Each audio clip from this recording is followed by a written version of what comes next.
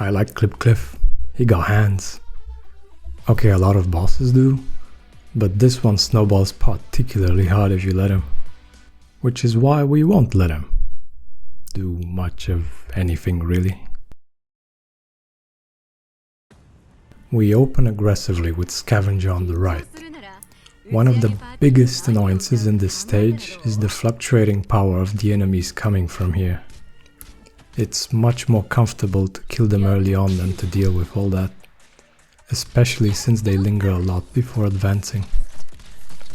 Because the problematic ones have high defense, we bring Art's DPS. Click will occasionally need healing, and Pure Stream, our main healer, won't be able to cover her, so we bring a secondary healer. We don't actually need a proper medic, so the extra bit of DPS and Sanctuary are welcome instead.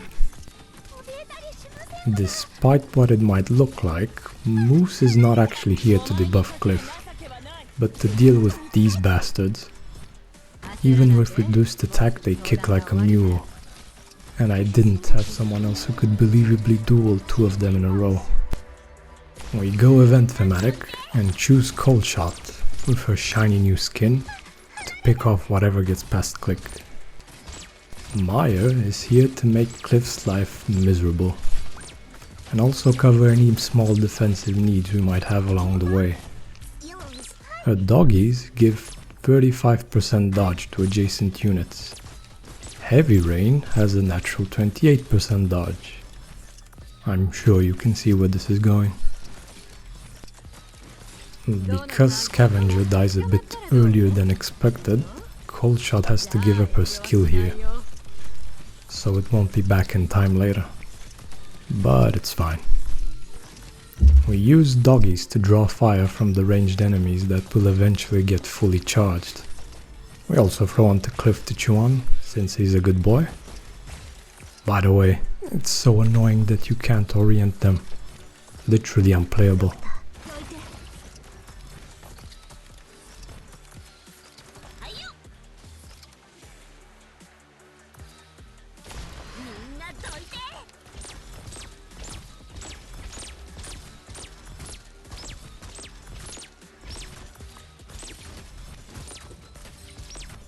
As long as Pure Stream is applying status resistance on Heavy Rain, Cliff will never get past her.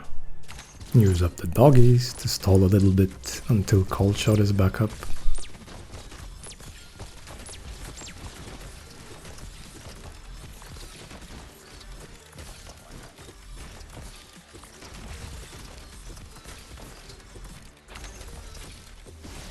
Although there's a long delay, the next enemies don't actually wait for the second phase.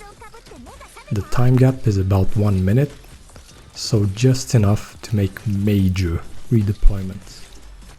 Just kidding, we just want our doggies back. Also, Moose needs a bit of extra DPS to kill the first bombardier fast enough.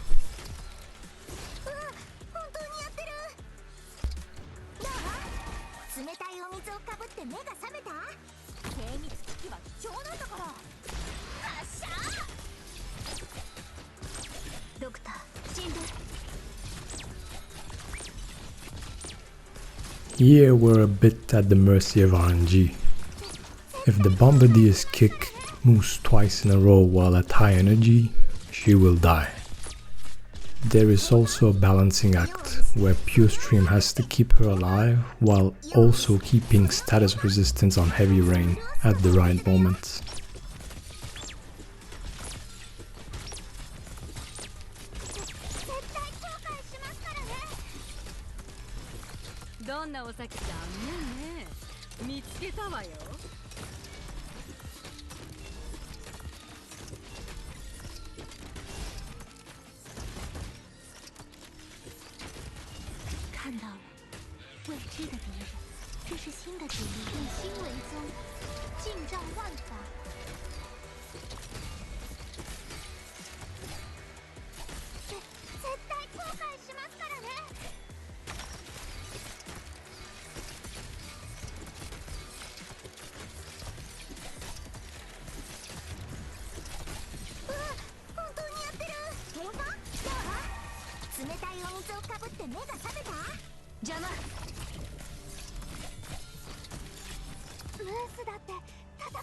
Scavenger kills off the last shooter so that it doesn't leak to the left side later.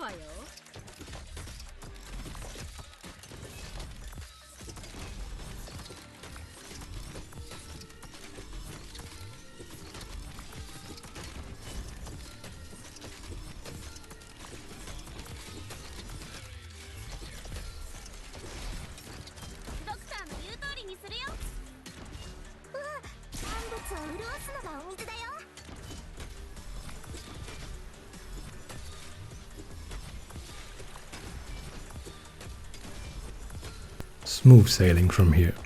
We just have to wait for the last enemy to die.